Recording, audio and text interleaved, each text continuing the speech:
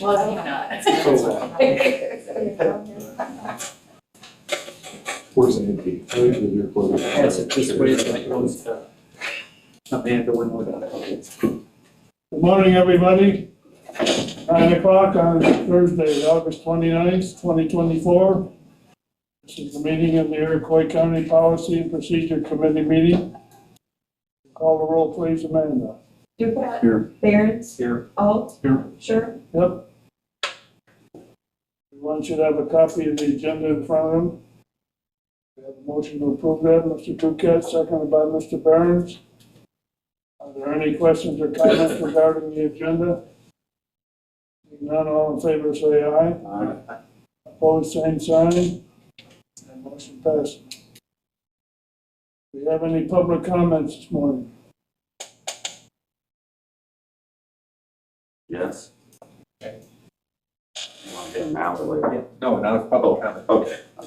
Thank you. Good morning. Thanks for your service to the county. My name is Mark McTaggart, and I live by Gilman, Illinois on my farm. It's my primary livelihood. And the reason I'm here is because Keith McTaggart, my brother, and Rolf James have promoted an alternate route for an Ameren power line, which has been along 1700 North for as long as I can remember. It was actually there before Keith built next to it, and Ameren wants to upgrade it. So this alternate route, in my belief, will not eliminate the right-of-way that Ameren currently has along 1700 North Road. This alternate route promotes building in the middle of farms because they're going to go a half mile across my 80 right in the middle, and then it's going to affect fields by Goldensteins and Dexters and others, and they'll speak on that. I'll be quick. So it encourages building in the middle of farms where no structures or roads exist, which contradicts this county's building location guidelines. Also, the alternate route will take revenue from the farmers and landowners because of the lost tillable acres. The Ameren route on 1700 North Road is 758 feet from Rolf Jeremis's home. The alternate route that he and Keith McTaggart promotes will be 490 feet from my home, and even closer to my business buildings where I store my machinery, where I repair them. I went along their proposed route. They say only 4 homes are affected. There are 32 homes and 7 businesses that are closer to the alternate route than the current route is to Rolf House. 15 of those 39 locations are less than 200 feet from the alternate route. The alternate route is also more than 3 miles longer than the route that Ameren has on 1700 North Road. My suggestion to the people that live along the route is to have electromagnetic shielding materials put into place to protect them from the radiation that they believe is present. Thank you for your time. That's all I have. Are there any other public comments? Jay Goldenstein, we farm in this area on some of this proposed new route. I'm also helped to represent the Cliff and Ruth Schroeder, we farm their land, and James Dexter, we farm their land also there. We're going to have about 300 acres between my family and their property that will be affected by this line. It is right, like Mark said, through farmland. It's not following the existing along the road. This is right down to the middle of the section. And I guess we feel that would be detrimental, right? So it makes it a lot harder to farm for us. This also puts their line, and I'm not sure what the proper distance should be, but it's going to put it a half mile closer to the town of Crescent City and also the grade school there on the south side of town. So that's our concerns. Like I say, it would affect us quite a bit financially. Are there any other public comments? Nothing? We've heard a lot about Ameren lately, and there's fortunately nothing any of us on the board can do to help. I guess that's why I'm here. I mean, I'm not an electrical engineer. I mean, this is a proposed route that, from my standpoint, I'm asking for the county's help, ideas, suggestions. There's no perfect route, but being we're all residents, how can we all pay taxes? How possibly can you guys help?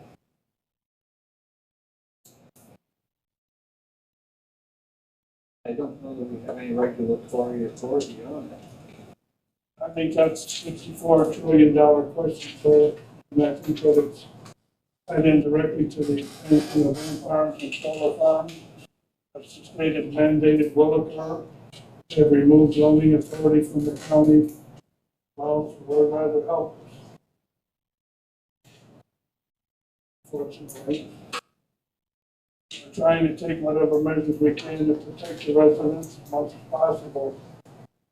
But we're still limited quite a bit by the power that the state has over us. And one thing I will add, We're more than sympathetic to your situation. I can tell you that I personally am very much that way. But I don't know what we can do.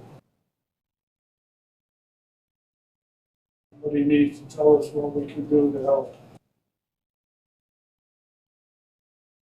I get phone calls almost daily from residents. Some in favor of wind farms and solar, some are against. It's up to them to decide. It isn't up to us. Decide this. The line that you're talking about is being put in to carry away the electricity that's going to be produced. you are correct. Very obvious. Remove a lot of farmland from production. And it forces us to buy food from China. All kinds of possible problems as a result of that. Yes. One thing I will add is we had a conference call with the ICC 27th.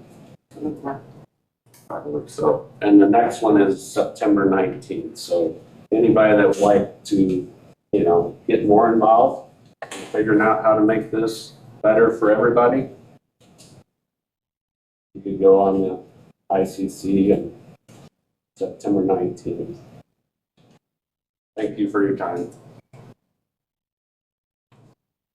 Do we have any other public comments this morning? None, we'll move along to the EMA report, Mr. Anderson. Morning, everybody. Copies of my written report. Go ahead and a little synopsis of some of the things that are there. On August 5th, a propane truck, fully loaded propane truck rollover on South Belmont Street, just north of Legion Park. Rolled off the bike over and then some, and almost took down the power line, which would have been very bad. But thankfully, no propane was leaking from it. No evacuation was not needed at all based on the incident commander. The EMA provided traffic assistance and weather information. That was about it. Thankfully, it was pretty much a non-event. It could have been. The natural hazard mitigation plan is moving forward. The next and final planning meeting will be held October 24th in Crescent City. On the county emergency operations plan update, it's still in progress. Recently, at the request of County Clerk Suber, I prepared an operations plan specific to election day emergencies, and that will also be included in the county's EOP as an annex. For training, next week I will be at the IEMA Training Summit in Springfield all next week. That's where I'm going to receive my PDF certificate that I earned over the course of the last year. I held the carbon monoxide leak tabletop exercise on Friday at Prairie View Lutheran Home. It went very well. All the participants felt that it was very successful. Many items were learned. And I got IEMA accreditation credit for the exercise. I received a letter from the state training director granting approval to use the real world event that took place on July 15th at the fairgrounds as a substitute for a full-scale training requirement, which is mandated for accreditation. It takes a lot of pressure off of me to get that complete. LEPC met on the 14th. We did not have enough for a quorum. We weren't able to conduct business, but we did receive a request from Marvin Sticknott to resign from his vice chairman position due to him living outside of the county, he still wants to remain a member of the committee. Attended the Iroquois County Amateur Radio Club regular meeting on the 22nd. And at my request, a month earlier, I asked the club to apply for a grant through the Griffin Trust locally, with proceeds to be used for purchase of emergency weather warning radios for the county residents that can't afford one. We've received $500 from the Griffin Trust in a grant. The members voted to make a purchase to donate the radios to EMA for distribution. And I'll generate a press release and make a photo op available at that time to the Mavis meeting last night in Clifton. Thank everybody for the hazard mitigation plan. The one thing that I did also mention that people are not aware that on Monday the 9th, there's going to be the Big Boy steam train that's going to be coming through on the Union Pacific line. It's going to cross the county. It's going to be a huge event. They're expecting it's going to stop in Watsika at about 5 o'clock for a half hour. They're expecting between 5,000 and 10,000 people from all over the world to come and view the train. I had a chance to see it a few years ago. It's amazing to see, once in a lifetime experience, but at the same time, as it crosses through the county, it's going to go through jurisdictions, and I told all of them to be sure to be aware that this is going to happen. Skipping forward, equipment. Large plotter printer in the EMA office stopped working several months ago. This is an extremely expensive, it's over a $5,000 printer, just quit. We did a lot of in-house work trying to figure it out, area-wide, try to figure it out. There's no known HP repair place. So I basically figured that I was going to end up with a boat anchor sitting there in the office. But my assistant coordinator, Chris Meredith, is an IT professional. He said, "Oh, let me look at it." He looked at it, pulled up some error codes, found out that we had a bad hard drive, small little laptop style hard drive that was on the internal control board that had failed. He ordered it, installed it for $150. The printer is back up and running. So I'm kind of happy about that. One of the things people don't realize, that's very important if we do have an incident, allows me to print full-size maps. Anything that we would need to put in an emergency operations center to make it easier on everybody to see, we can be specific on what we need. And we've had other agencies within the county ask you to do that. Social media, we keep adding followers to our Facebook page. We're closing in at 2,000. The posts are regularly being shared to prove that information is both pertinent and trustworthy. Just for an analytics number, because Facebook actually pointed it out to me during the July 15th event at the fairgrounds, the total number of interactions with the EMA posts that day exceeded 28,000. That's a huge number. So the only thing else, I will not be at the next full county board meeting. I'm actually taking 2 vacation days. So that's all I have. Anybody have any questions for Mr. Anderson? No, thank you very much. Move on to the committee chair report. Begin with Mr. Barrett.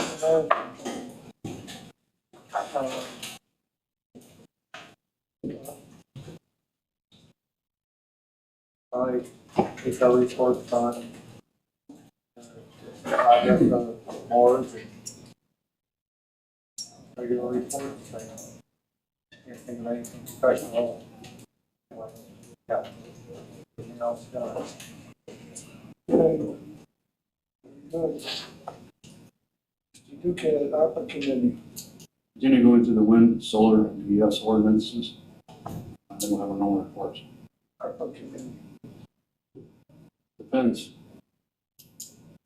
But we got something going. You heard anything? Have I heard anything? Yes. Do we have anything different with the board? We have business to take care of. Fantastic. There's enough for me to get. I had a discussion about Not ARPA. that, a different. I think it's best interest to have a meeting. Great. Cover tax and zoning, so we'll go to finance, Mr. Barron. I take regular reports and if there's anything needs to be done on the budget, yeah.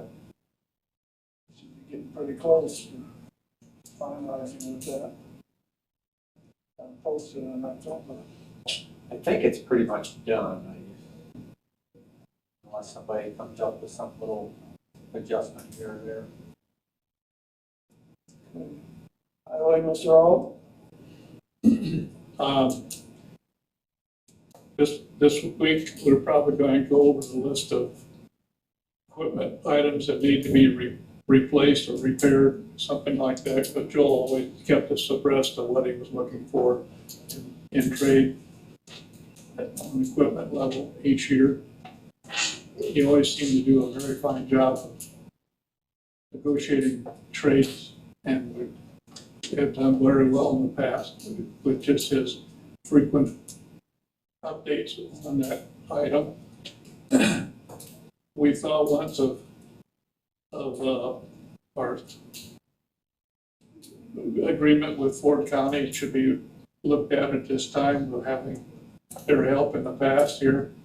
And I'm sure we should discuss that very heavily in this meeting, see how things have gone this last few months. I'd like both of the managers' inputs on that so we determine just what can be done in the past. Alan mentioned that possibly we could have an ongoing telephone agreement plus a few hours or a day at a time if we have some questions in the near future. But we haven't set an actual date yet for termination of the agreement we now have, but we should be coming closer to that date.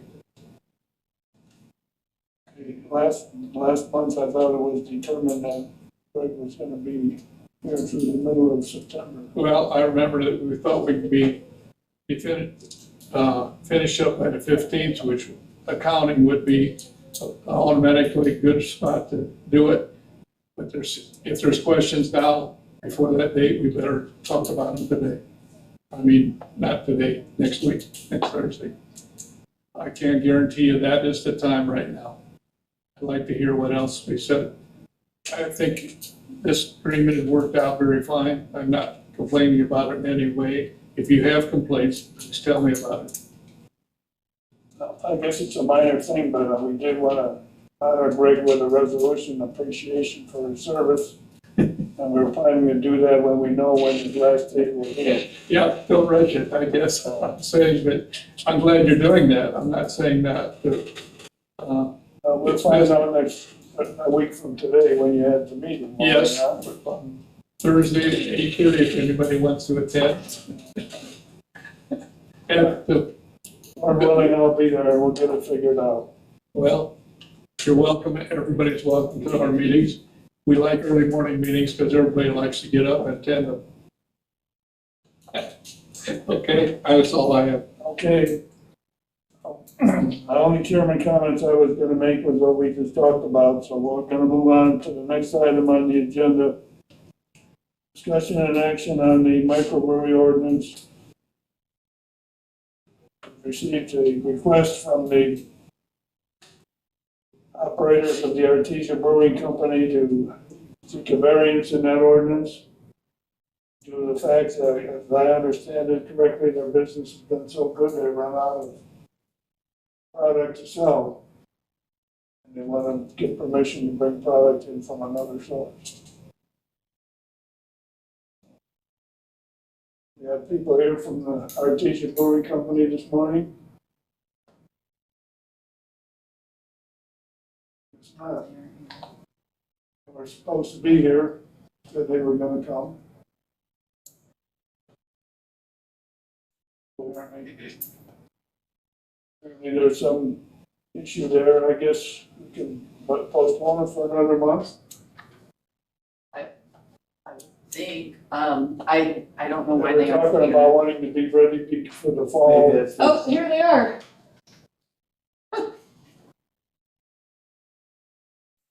We were talking about you guys. local brewery in town? Never heard of Artesia Brewing? No, I'm asking where they're gonna get their other beer from.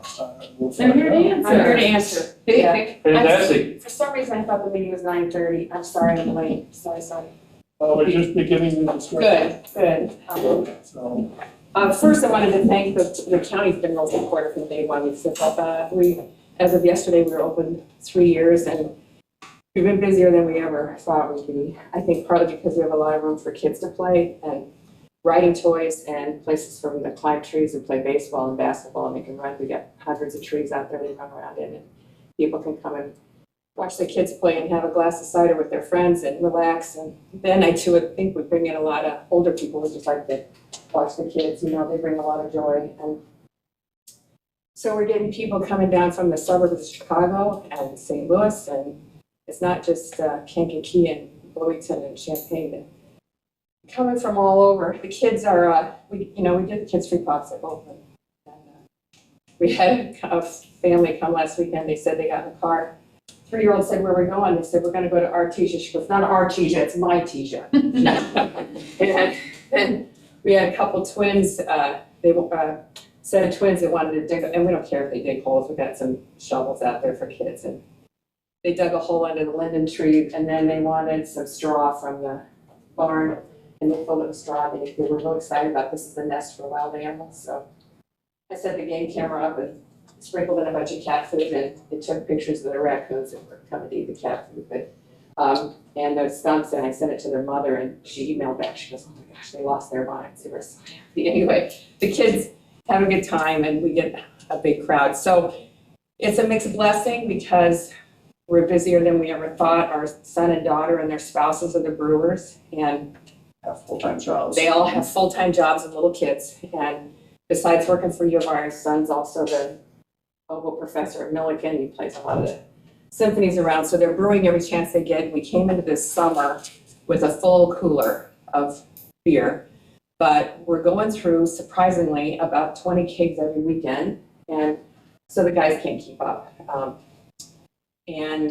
So now, right now, we have 3 empty taps out of the 12, and which is okay for a regular weekend, but we're coming into Oktoberfest in 3 weeks, and it's nuts. Like last year, as soon as we opened, it looked like Field of Dreams. I don't know how many people were there that weekend, but the Oktoberfest beer alone, we poured 576 glasses of that weekend. So we'd really like to go into Oktoberfest with every tap line with a beer. We have a seltzer and then our Oktoberfest beer that can go on, but even so, the watermelon beer I think will run out by then, so we'll probably have 1 or 2 empty taps. And we'd like to have permission to buy and I don't know, I heard your question about where we would get it. I don't know if the county has strong feelings about that. We'd like to patronize local business. There's some great cider up in Chicago, but I don't know if they have a preference if we get it from the brewery in Livingston County, or the Glazig boys have a distillery in Paxton, and they contact us about a hard lemonade, which would be a low alcohol drink that so would be under that 15% that the mead. I think that's as strong as the mead can be, and I think that would be a good offering because we really are determined to, like, our food trucks are just for Iroquois County. We really want to we've been contacted by food trucks in P&P or Champaign. We're not going to do that. We really want to stick with small local businesses. So I think that's everything I wanted to say. I'm just really sorry we were late. I don't know why I got that time. I hope it's not a senior moment. I hope. Anyway, did anybody have any questions? we all have those, even some of us are. Okay, good. So I guess we have a few questions. Mhm. Go ahead, Lyle.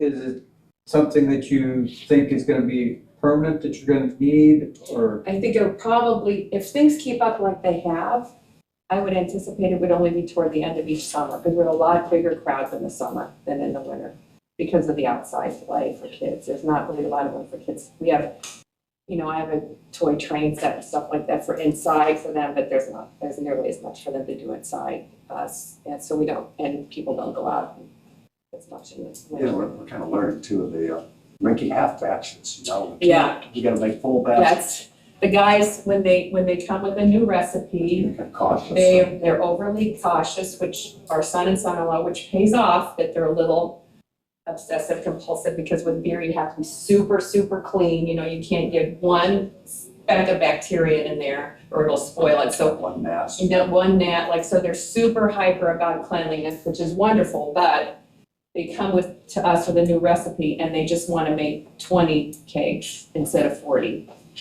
because they're not sure it will sell. Well, so far for 3 years, it's always sold. So we found out that running a family business, when you're running a family business, you often make decisions that irritate people.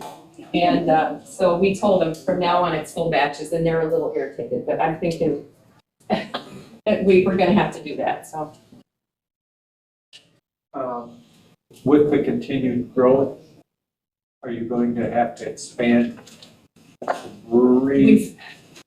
We've had people ask that, but we don't really wanna, Yeah, we're retired, we got enough. we're retired, we got enough, we're done. I mean, I used to have time to sit in the hammock and read books. We don't now, we don't now, do we?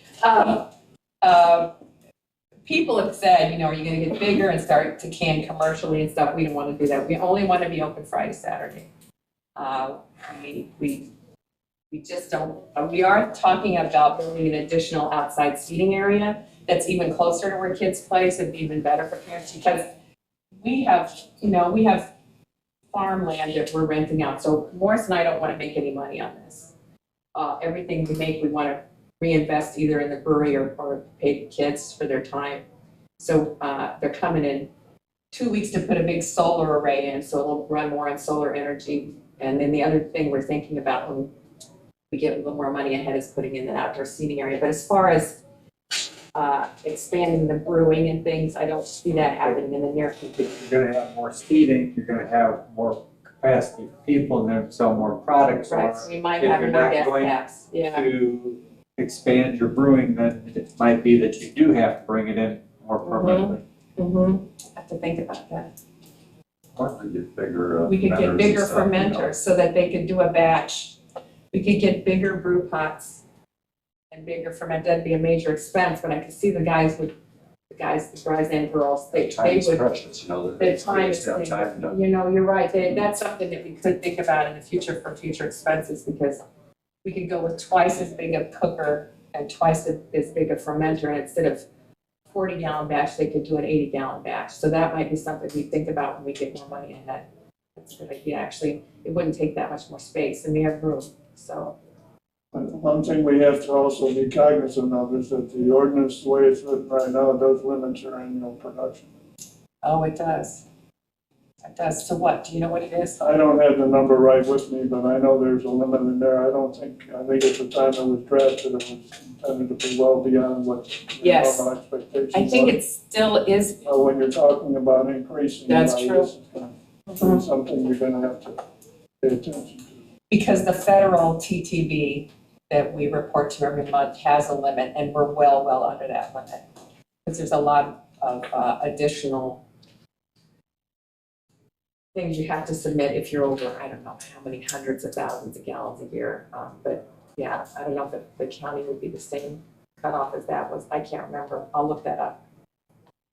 I guess what we're trying to get a handle on here this morning is exactly how we're gonna put together this variance for you and what the requirements are gonna be. Sounds like it is something that rather than being a one-time deal, you're probably gonna want this to be available on an annual basis. Especially this time of year, every year, I think we'll probably run low. The state, Kendrick that comes out from the State Liquor Commission said it was really up to the county. As far as, with the state, we can't go above 15%. But they said as far as what the county said we could and couldn't put on, like if you, rather than we just did ciders or beers, or, you know, if you'd rather not do the hard lemonade, I mean, that's completely up to the county. When is it that you need to have this in place? 3 weeks.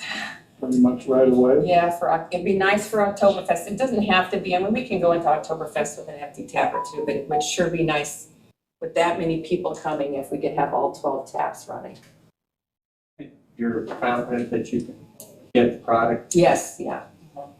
Is the product that you're gonna be bringing in gonna be finished product or something? Finished, yeah. Nothing that's in process? No, it'd be all finished and caked and ready to go. So basically, you just need us to say it's okay to bring stuff in. But there probably needs to be some type of a limitation on it. There's a limitation on what can be brewed right now. There needs to be some type of limitation on what can be brought in as well, because in a sense, when you bring stuff in from outside, it is becoming more like a bar or a liquor store. Could the wording stay the same on the amount of total liquor sold in a year? Could we just keep it that same amount, say, that it would be all right to bring in outside products, but not to exceed the current level, the current limitation on number of gallons sold per year or something like that? If we do something like that? That probably something possible. I think that's something where some input from you might be needed as to whether or not that's realistic. Is that gonna meet your needs, expectations for what you're gonna be selling? Yeah, can you remember that? I'll look it up and get home. How much we sold, how much total number of glasses we sold in a year. Case we went to her daughter would know that. She does the federal TTV reporting. And that's a little different than what the state, we just report, total number of sales and we pay a tax on that. But with the TTV, you have a check-in list when you check in each keg into the cooler. And you also have to report each keg that gets used up. So they keep a tighter check on exactly the amount of how many gallons you produce. Well, these cakes are only 5 gallons, too, they're not like, They're not the 15 full and a size, Right. yeah. The thing that I think we need to keep in mind is that the purpose of what you're doing is you're brewing the product and selling it on the premise. If you bring stuff in from outside, that kind of casts a little different light on things.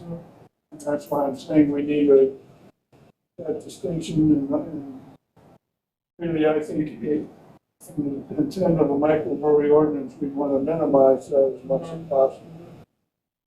Yeah, And we were And I surprised, think really the selling point that you have anyways, is that you're brewing microbrewing. your own recipes and that sort of, so. It's not in our interest, so to bring caps in it, because We'd rather we're not not bring making caps that in. much for the, We don't make nearly as much off of that, but it No, I would understand why, what you're doing, I think I do, but some of these details, kind of put together a variance, probably need to be spelled out. be. I want to try and get an understanding of what that should be ahead of time. Doesn't make sense for us to put something together and then have the board approve it, and then you say, well, this isn't gonna work. So, I'll find out what our limit is with the federal government. it's nice now working with, like the German restaurant in Gibson City. The cheeseman had a truck, and they bought the truck from the Monster Grilled Cheese guy, and it's just good for both of us, they bring in, well, it's Yeah, synergy, whatever, it's like, Yeah. It really helps their businesses too. I mean, if you know of a food truck in Iroquois County, we'd love to add another one. I brought, Woodby's came to their food tent.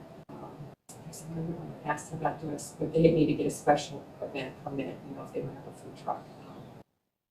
They'd start up a food truck. I wish somebody would buy Monica's food truck from Milford, 11 Bravo. They moved to Texas and they were fantastic.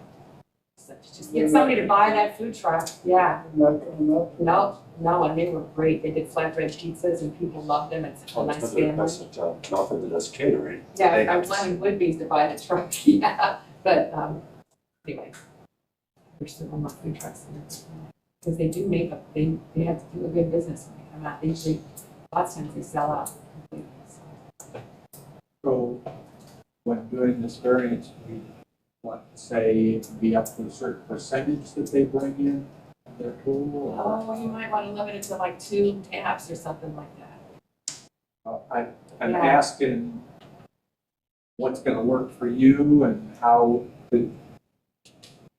we don't want to say, yeah, go ahead, do it, you can, and then you bring in 50% of what you sold. Right. So something about the majority of majority of what, or we could do 75%, or whatever of what's on tap needs to be our own product, yeah.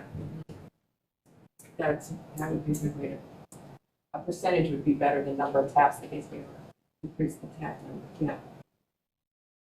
75% would be Artesia product or something like that. And when we're talking variance, is this just for this fall that we'd have to redo every year, or would we look at changing It's the going to be ordinance? every year, so I would think the variance is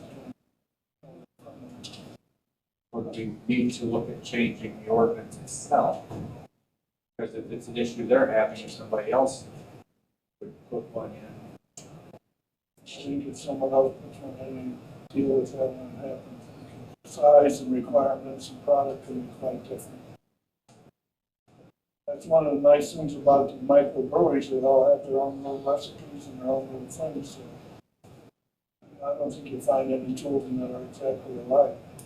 Yeah, the family thing has been kind of our thing, that have something so that people can bring their whole family or something, so everybody enjoy, even if you're just a kid.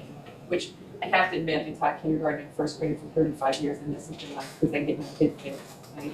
I miss my little kids, and I can see kids every weekend, which is pretty sweet. A lot of farm students coming in with their kids, which is, makes me feel old, but anyway. I know we can't write the variance here, but is it Some of these something, attorneys agreed to do that, but we're gonna have to provide them with the particulars. do you think we can have it ready for the full board meeting?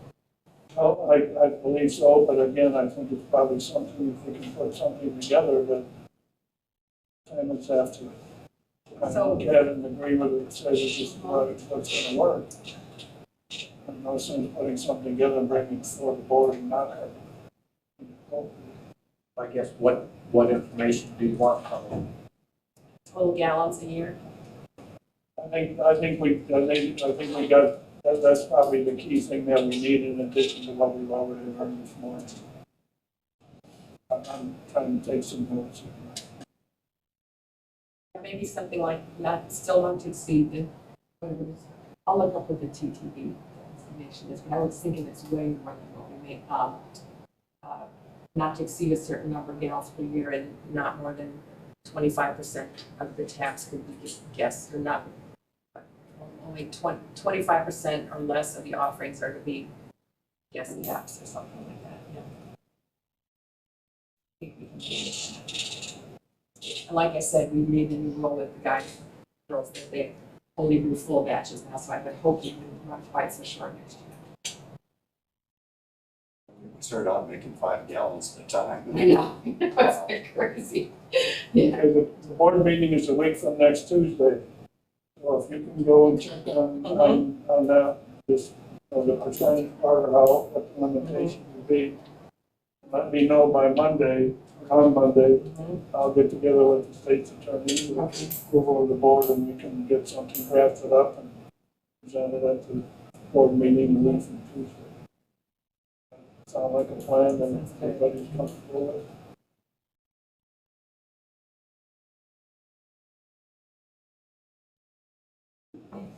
Great.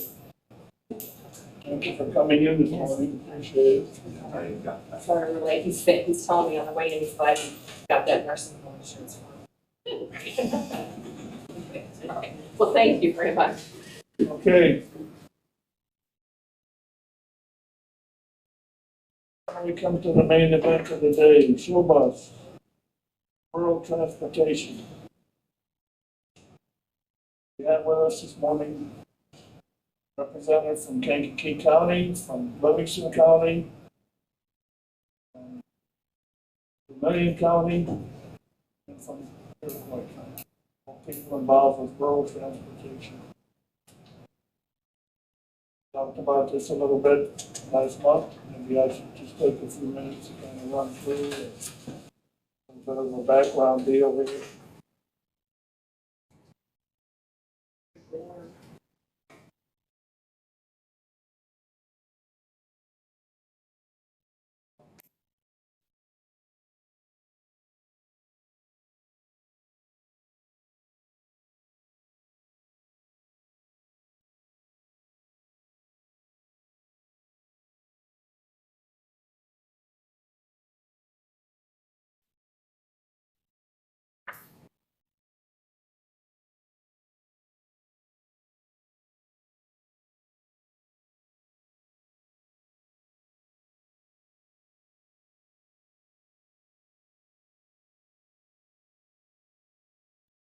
What I'm giving you is information that was provided to us from the request that we made to McLean County.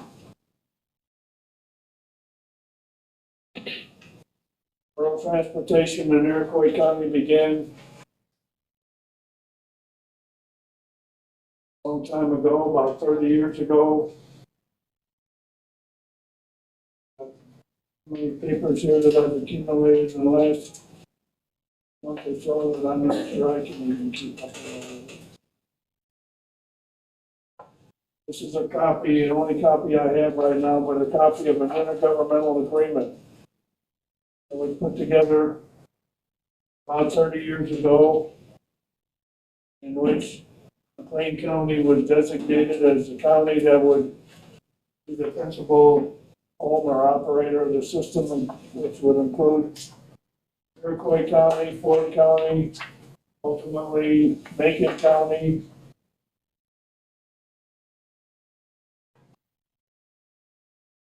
The agreement was modified several times, I believe most recently in 2012. All those modifications are included in there, along with signatures on the last page from county board chairmen at that time. The interesting thing in that intergovernmental agreement that really bothers me as much as anything is that it allows any county that's a party to it to opt out at any time. All they have to do is say, we quit, and that's it. No 30-day notice, no 60-day notice, no nothing. So that's kind of what happened this summer. In June, McLean County Board Chairman decided that they didn't want to do it anymore. They're more or less the host for all of the counties. They take care of all the paperwork, central figure and operating everything. So we've had a situation develop here where we're kind of being left high and dry. This rural transportation is something that the people in this county rely on pretty heavily. It's something that we cannot do without. And I believe all of us on the county board are committed to doing everything that we can to keep the service in place. Question becomes, what can we do or how can we best do it? In my view, I think we have 4 options. One option would be for the county to start their own all by themselves. Another option would be if Livingston, Ford, and Iroquois County banded together with one of the counties acting as the host. Another option would be that we could associate with Vermilion County. They have their rural transit district called CRIS. Fourth option would be aligning with Kankakee County, which has their own system up there with Show Bus. Even though we have Show Bus here, they're different agreements. Show Bus is a non-profit organization. And so even though they have Show Bus in Kankakee County, it's the same Show Bus, but it's a different agreement. So I invited all these people here this morning. I believe we have Morgan over here, who's Chief of Staff for Tom Bennett. Morgan had a long trip to get here this morning, and happy to see her. She's kind of representing Mr. Bennett in this whole matter, wanting to gather information and see what can be done to help us put this thing together so that we're able to continue this service. On August 5th, Mr. Barons and I met with a gentleman by the name of David Schaefer from IDOT. He was here to give us information about the whole matter.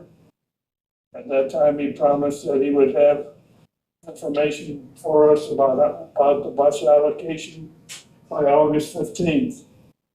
Today is August 29th. I've not heard a word from Mr. Schaefer. So this again raises a lot of questions in my mind when people say they want to cooperate with us and they don't even follow through on their word. I've also been frustrated by this whole situation because in the 30 years that we've been involved with McLean County, we have never once received any reports of any type about any budget, revenues and expenses or anything else relative to show bus. I've been on this board 13 years and I've never heard anything about it. Charlie, you've been on the board longer than I have. Have you ever heard anything from show bus? No, I haven't. So we're in the dark. And that puts us in a very I difficult. know, only thing I remember of any comment is volunteer services used to have a bus they used in their work, taking senior citizens to shopping centers and also some other small details like that. And volunteer services bus went out of business. At that time, the service you're talking about took over and immediately raised their prices. That happens to be one of the concerns even now that we're looking at this thing because there appears to be, from what I'm getting, a real danger that the state is going to be reducing the funding, maybe cutting it in half. And if they cut it in half, I don't see how in the world this service is going to be sustainable. The only way that could make it then is pass it on to the passengers, which we're not trying to do, Now, right? and I have no idea how much that would entail because again, You without don't any have any budget, figures, you can't figure it out. without any budgets or any idea of what the service is involved with right now, I think we're swimming in the dark. Do they have any intentions of sharing the budget, or have you had a few conversations with them about it, or where? Well, we requested that information. We did not FOIA the information. I suppose we could do that. I think from what I gather, they may not have that information anyway, because I think what they may have been doing is commingling all the money from the counties involved. And it's not separated out that they could say, well, in Iroquois County, we have this and this is what we have in terms of revenue and so forth. I think it's all commingled together, making it very difficult to separate. I do know from what developed at the meeting on August 5th, we had a gentleman with us from Ford County. He said that Ford County has never had any service from the whole agreement. And yet their money that is allocated from the state and going to McLean County, they don't get anything. The Gibson Hospital is the one that makes arrangements for a lot of the patients that have to come there for service. And I know I'm kind of late to all the meetings, but do you get the feeling the reason that they're backing out is a financial reason, or is it like a different reason? What's your gut? All the way the intergovernmental agreement reads, they can just simply say we're done. And they don't have to give a reason. It's like an at-will employee, you don't have to have a reason to terminate it. And so it just leaves you high and dry. But as far as getting, like I said, a specific budget for this county that we can look at, I guess it's not there, but the biggest danger that I can see, and I don't understand why the funding would be cut in half, but I think this is where we need people like Senator Bennett to intercede here and say, wait a minute, we can't pull the service out from underneath the citizens of this county, especially in an election year. This is unthinkable, really. Right. But nevertheless, that's what's happening. And this county doesn't have the money in the budget, and I don't think we have the money available even if we didn't, to be able to underwrite any of this. Okay. I'm sure. In the 30 years that it's been operating, the county has never subsidized the service at all. It's been provided through the funds that come from the state and the federal government, as well as the fares that are charged. And then they have some service contracts with some of the, I guess, retirement homes and hospitals and organizations of that type. So that's where the money comes from. When Mr. Schaefer was here, he made a point of saying that any organization like this, if they're exceed 85% of their allocation from the state every year in expenses, then they're eligible for a 10% increase the following year. He said that McLean County has never once done that. So apparently there's been enough money to provide the service all these years, at least it would appear that's the case. But without any kind of financial records to verify it, I think they're shooting in the dark. You know, and you said that they were, David was supposed to, what was he supposed to get back to you with that they didn't come back to He you? was supposed to be getting back to us with the number of vehicles that we would be provided. Okay, And that was supposed to be given to us by August 15th. okay. Thank you. And that's one of the things that Angel Crawford, who's our AIDA director, provided me was a printout of the allocations for equipment and so forth from IDOT every year. There's a lot of money that's being handed out across the state. I haven't found Iroquois County on the list at all. So I'm not really sure why we're not getting money for that, but Mr. Schaefer did point out that IDOT is the lien holder on all the buses. So they must be the ones that are providing them. And I'm told from Laura Dick, who's the director here in town, that the buses they have now are about 8 years old. I would think that they're getting near the end of their useful life. So where we're gonna find new buses to run, I don't know the answer to that either. All right. There's a lot of questions that aren't being answered. And the biggest problem with all this is that we're being given a date. Originally, Mr. Schaefer told us we had to make a decision by September 16th. I had that here in a letter from him. When he was here with us on August 5th, he said, well, if we've got it figured out by October 31st, that would work. But he says, service is obligated to be continued by McLean County until next August for the next year. It's after that when we're trying to figure this out, and he said that IDOT has to start making their budget already for fiscal year 2026, and that's why they're imposing this deadline date on us. I don't think it's humanly possible for us to get this put together even by October 31st. Right. Okay, thank you. So I think in a nutshell, that's some of what we're looking at and some of what we're dealing with here. And I think the biggest issue probably is the fact that we've never been involved in this service. Yeah. And maybe that's to our discredit, I don't know. Maybe it's on McLean County either, who should be providing us with annual reports of their operations. I would think we should be entitled to that. But it's never happened. So here we sit.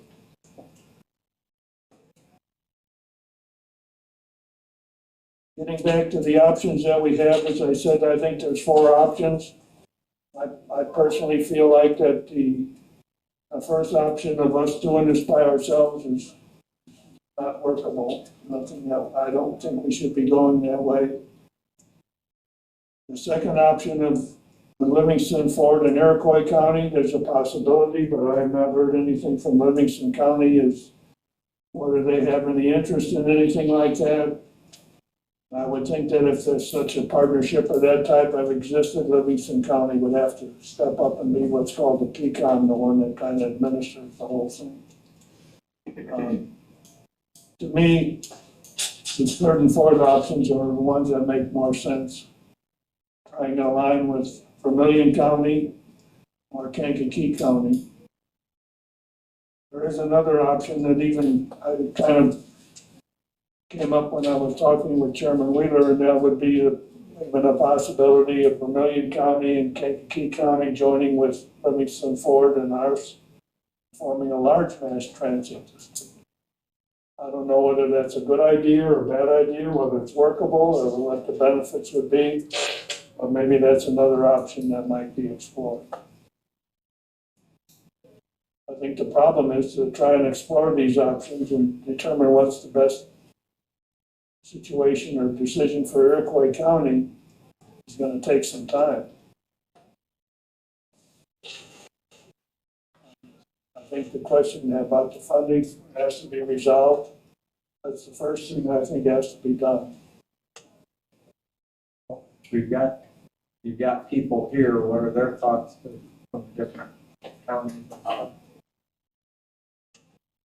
Anybody want to go first, Chairman? Doesn't matter to me. Sure. For those I haven't met, and it's good to see some folks I hadn't seen in quite a while. I used to be the health insurance broker here years and years ago. I'm Andy Wheeler. I'm the chairman of Kankakee County. So I have with me Craig Long. He's a county board member, former sheriff's deputy, and lieutenant? Sergeant, okay, all right. But yeah, he went to the dark side, now he's a politician, so. And this is Ben Wilson, he's our PCOM. He's forgotten more about rural transportation and transportation in general than I'll ever know, probably. But I am educated to the point of knowing almost every answer to the questions you've been posing here because of him. And us getting the reports from them show us knowing what our ridership is because you know, they're there, the information's there. They amass it, they have to turn it in on the grade. So I spent about an hour on the phone with Senator Bennett, you know, filling him on with, because again, a lot of us are swimming in the dark. I've just figured out where the spotlight is, if you know what I mean. So I figured, I talked to Senator Bennett, I talked to Senator Joyce about this. Nobody knows this is going on from the legislative side. I had the deputy governor in my office yesterday. He didn't know anything was going on, and he's working it from his angle down now to figure out why did they throw this to you at the last minute? And the primary question that we see we need to answer first is, it appears from our angle, knowing the way things work, and if you have questions on subject matter, we can kick those to Ben. Vermillion may have a support or have a different view on this. We can't, when this dissolves, anything that happens is a new transit district. So the old funding formula, let's just say it was $1 million. The new funding formulas are $500,000-600,000. So new districts don't get what the old districts got. So anything that happens as we interpret right now is a change. So we can't take this on if our funding's gonna get cut in half. You understand what I'm saying? So that's the first question we see, and Ben, correct me if I'm wrong, is anybody who takes on any one of these counties would be changing their district. So if we have to get special dispensation, because the end result is a functioning transit district based on where people shop, where people go, where people live, where they go to the doctor, whatever answer on that end of it should be irrelevant, because as far as I understand, Vermillion gets the money the same way. It's all federal, passed through the state. So their funding would be cut too, in my mind. I don't know the answers to all this, and I can't speak for them. But we don't actually have an answer to that question yet. We understand that will happen if we bring people on to us. Now, that's where we're digging through the senator's office and through Senator Joyce and through from the governor's office down. So we want to help. We think it makes sense. We're not going to get in the bidding war for Iroquois County and all these other counties just to do a bunch of more work. But it's our responsibility because we know people come to public aid offices to and from Watseka and Kankakee. We know people have relatives in Pontiac, if you know what I'm talking about, or they work there. We know I've got the labor shed market analysis on my phone that just got in from workforce development. We know where people are working and where they're coming from. There is a reason to have it be Kankakee, but that doesn't mean Danville's not another reason to go that direction because they need that bus too. Whatever this ends up being, we're in for it, but it has to be centered on funding and what's best for the rider. Ben, do you have anything to add to that? I mean, no. I mean, that's where we're at. We want to help, but we just can't lose half our funding. I guess Our funding allocation as it's structured wouldn't be decreased, but anybody who's taking out Right. any of the orphan counties, you know, if you have a scenario where your state and federal allocations are rolling down precipitously, you'll end up with far decreased services, service providers who aren't going to want to step up and try and take on that obligation.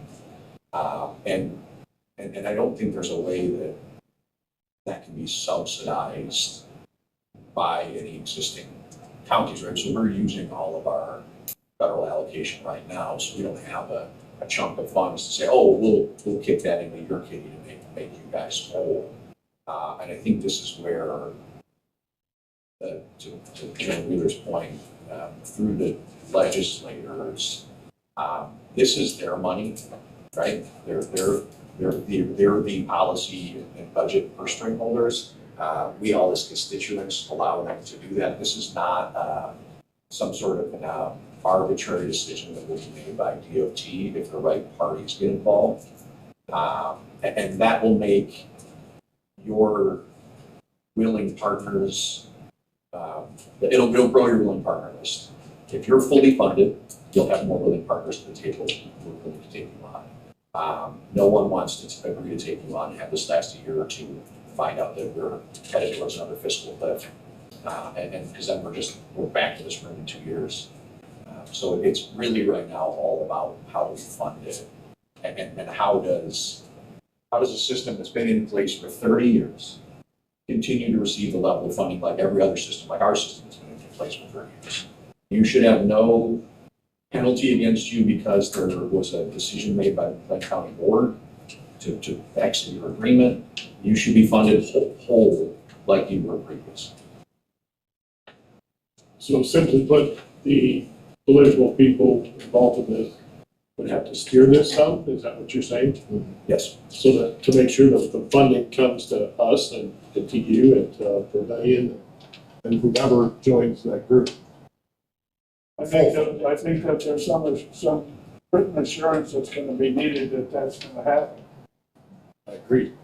To that end, Ben, is when we were talking about when the state submits their budgets, that we were talking about why now, why is this happening? Because that's December. So I think that may be why they can't tell you what you're gonna get next year, because that hasn't been determined yet. So you're gonna have to apply at some point, I would imagine, right? You're gonna have to do the grant Yeah, so- application in December. Yeah, So that's the goal of what's this timeline happening is to get your allocations, separated out of the Plains allocation. And so that way, we will, as a county, apply for both our 5311 and downstate operating assistance like we do every year. And the question becomes whether or not we would apply with an allocation that would be Kankakee plus others, or Iroquois would apply for a Iroquois plus others, the same way that McLean did. I think the problem is, for years as the parent entity, McLean got a single allocation. Nobody really gave the math on McLean's allocation was 5311 in a chart for these communities in Dover. They just got a single chunk. And so they have to back that out and give us those numbers, but as a fully funded entity, just back those numbers out on either that be pro rata share or per capita basis, whatever it is, they should be able to give you that number, I would assume. Easily, I mean, I don't mean to oversimplify the math. This isn't easy stuff, but somebody at DOT should be able to tell you how much money is available for your residents for transit. When Mr. Schaefer was here, he said that we would be getting $257,255. In I aggregate, have no or- idea whether that's the same amount we're getting now, more or less. I mean, We may have someone who knows. Yeah. I could give a little bit of input, because I was very shocked when Mr. speak loud enough so we can hear you. Sorry. This will make it better. I was very shocked by those figures. Basically, it was a 50% cut. Usually, it is done per capita. And it's done by the census, and that is determined by P&P standards. So the newest census, the formal census, is the one they go by.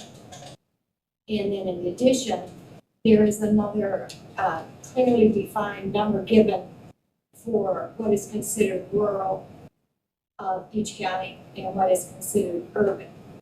For instance, you are all rural in Iroquois County, so there isn't that complication because they have two different pots of money. So this is all very easily accessed.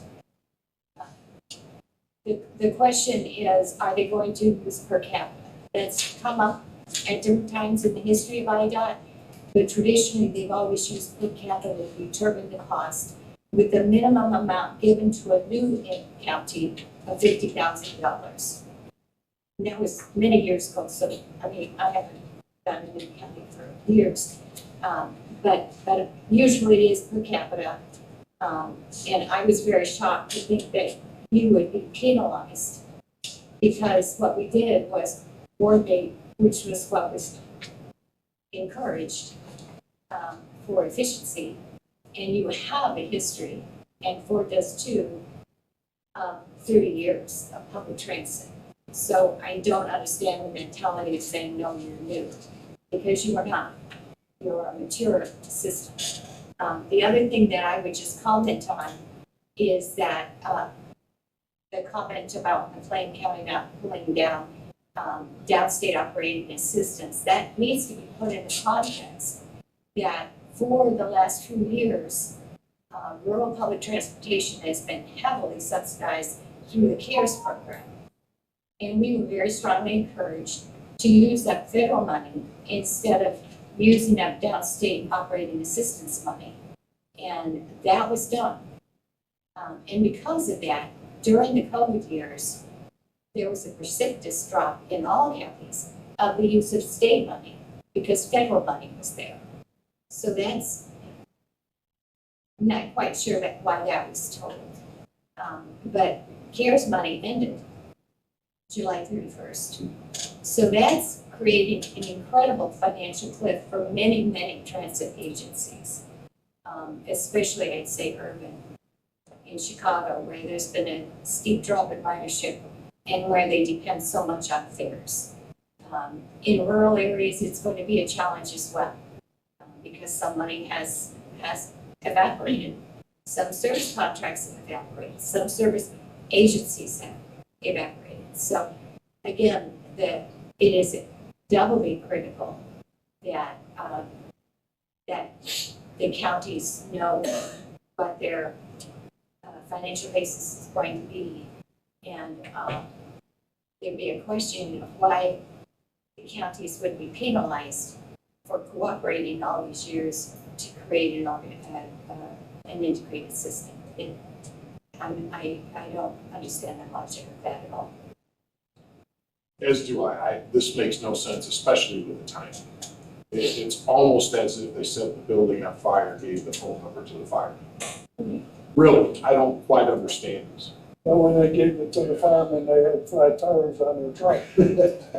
I don't, and the legislators feel the same way. I'm not gonna speak for the senator, but they get blindsided by this, like you said, the timing of this with the most vulnerable people. You know, I say like the farmer whose wife was the driver and he needs to get to the doctor's appointments, you know what I'm saying? That's who this is impacting. This isn't like a joke. This is for real. Because that route may have to be eliminated because you got half the money. Or not route, I mean, it is point to point, but you know what I'm saying? There just won't be enough buses to get to what you have to serve. I guess one thing I don't fully understand is though, from the comments that was just made, is that your existing program gonna be cut in half? Well, and that's, Ben thinks not. I don't have a guarantee of that. I want to hear it from, like you said, in writing. I don't think ours will be impacted, but I don't think it's good for you to come with us because I would feel an obligation to make sure people are served.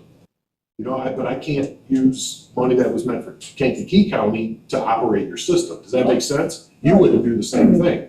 But We're not looking for that. no, I understand, but how do you do a pro forma of this whole thing in a month and a half? I mean, how do you put together a financial model to say, this is our best decision?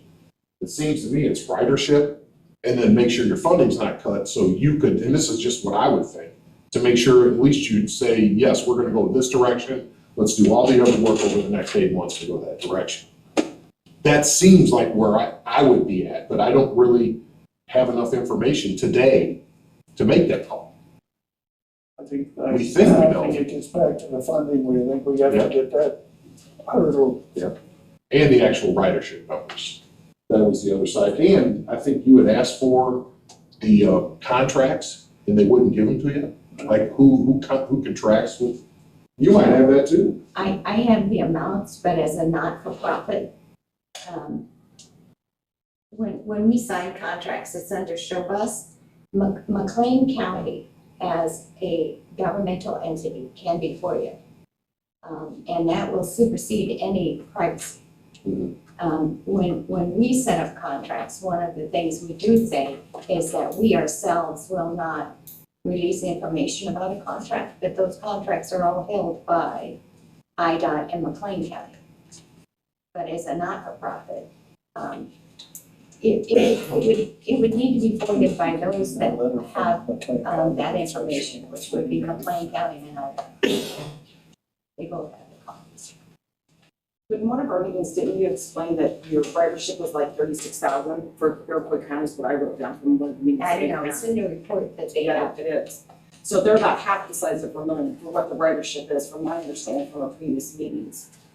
So if I took that into effect, thinking about how Vermillion County would do it, is if they're half the size that we are, and I know how much it takes for me to run my organization, I'm gonna need half the size of the money and half the size of the drivers and half the size, the same amount of buses and all the same working mechanisms to keep. But they're completely right in saying, we can't tell you what we can provide for you if we don't know what we have. And it's been very difficult to get the numbers from either SureBus or McLean for us to even give even a proposal if we're even capable of even to be able to do it. Even where do you keep your buses? Where is the building at? What is your rent? How many buses do you have now? How full are those buses? What do you pay your drivers? Are they union? Do they have to, I understand they're bigger buses, It did, and I read it, and some of it was very vague. It wasn't very specific. So it was very difficult for me to even put together a proposal based on the information that was provided. And I think one thing we gotta remember is how large Iroquois County is as actual square miles. So, That's right. we may have less ridership, but it's over more mileage. We go about as far as you do when I look at the semantics of the county. And I went and met with Ford, I went to their board meeting, and actually they took me a tour of their county. They were kind enough to let me see the lay of the land. Give me an idea, even as a visual perspective of what would be taken on. They said they've never seen one show bus in their county ever. That's what the board said collectively. So it wasn't just that they came from one person.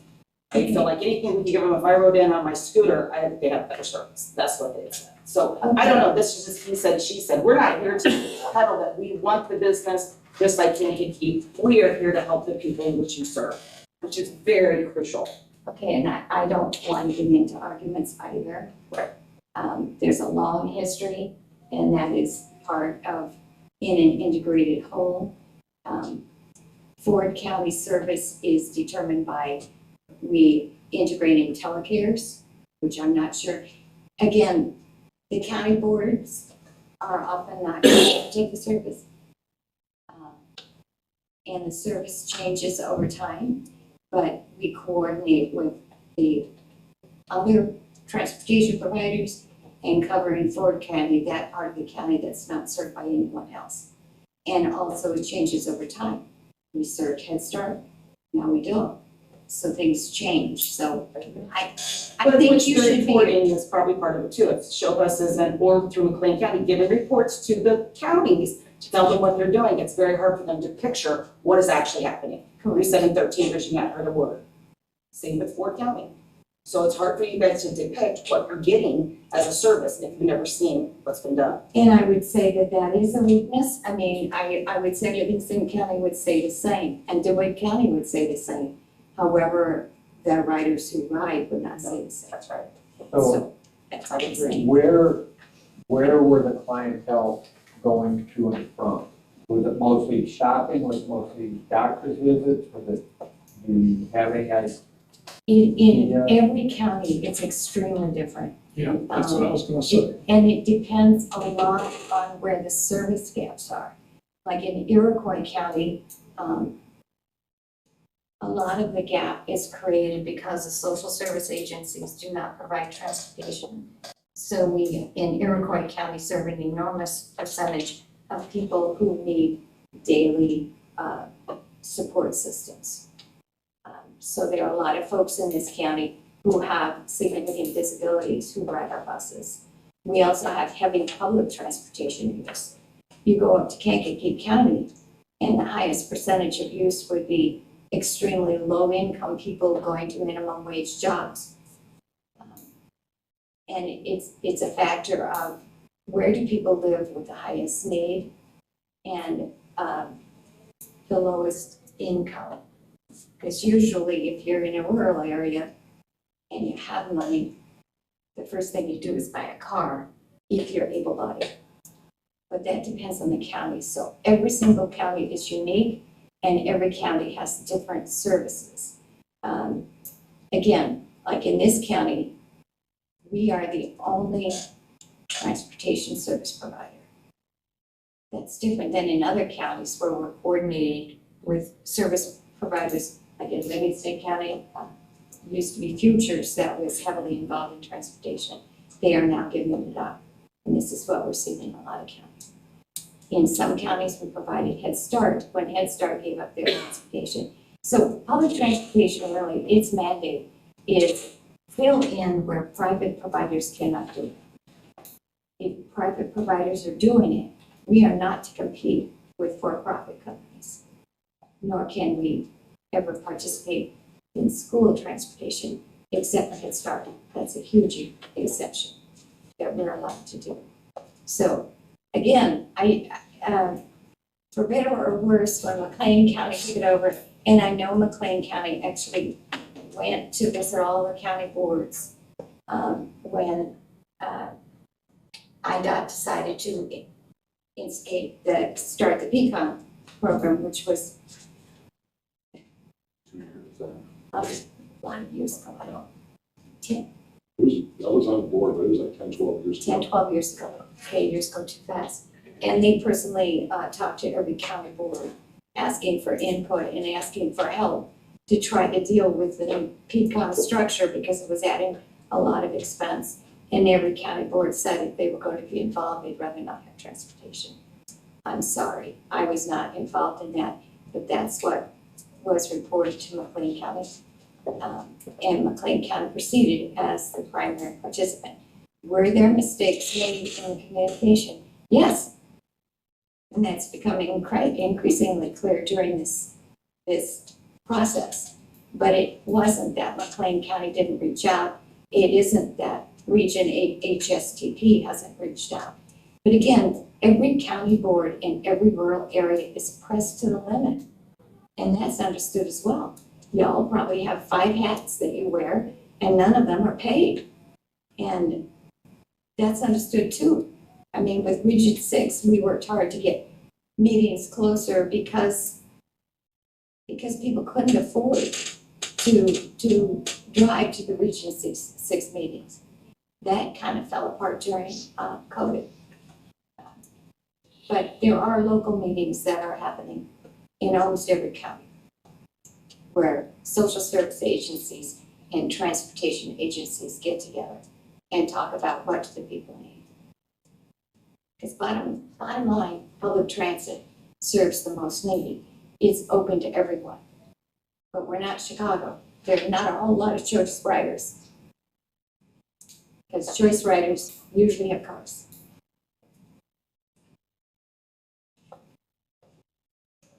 That's just a little bit of history.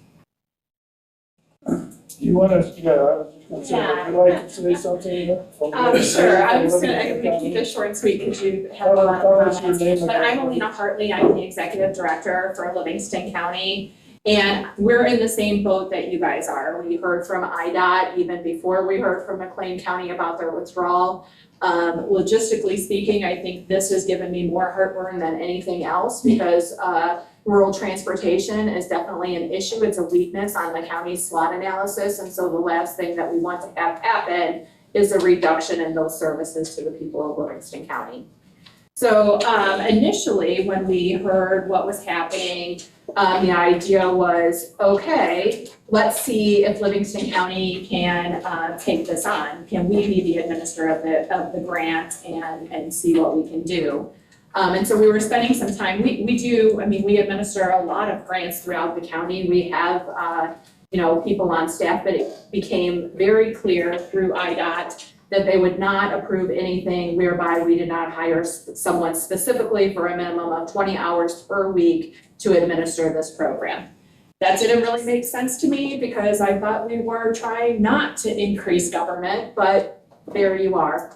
But again, exactly what you were saying. There are a lot of moving parts and a lot of details that need to be worked out before any of the county boards can make a decision. And frankly, we don't have any of the information. To me and to Livingston County, I think it makes most sense that we kind of stay in a region with HTSP. We're all a part of Region 6, Livingston, McLean, Ford, Kankakee.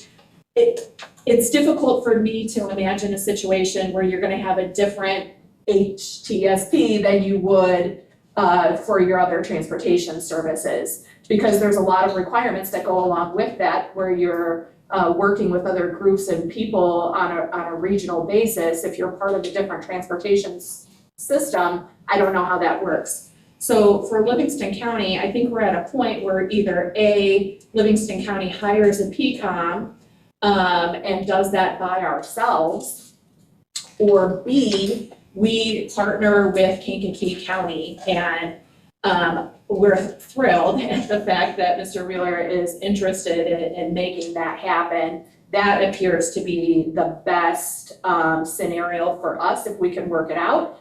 The problem is we don't have any information. We don't know what we have. We don't know how we're going to do this, or how many buses we're going to have, or what the funding is, or what the ask is. Just like Iroquois, I'm sure we're right in the middle of a budget. We need to know how much money should be allocated. If there's a cost share that we need to provide, what is that amount?